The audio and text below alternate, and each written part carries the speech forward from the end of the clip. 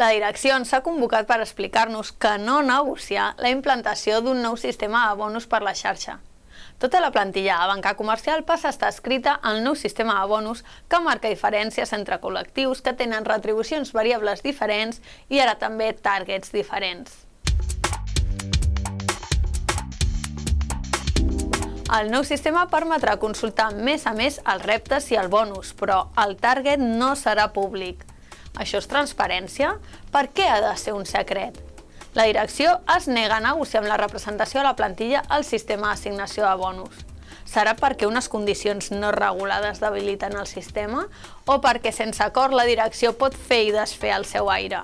Comissions, seguim estant disposats a negociar una proposta de salari variable. Volem un sistema just que premiï de manera equitativa els esforços i resultats de les persones i els equips.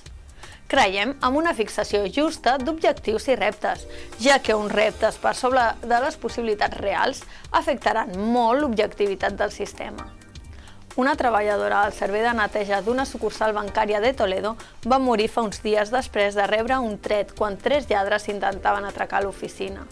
No es tracta de crear alarma, però hem de tenir una cura especial i posar-ho tot de la nostra part per evitar situacions desgraciades.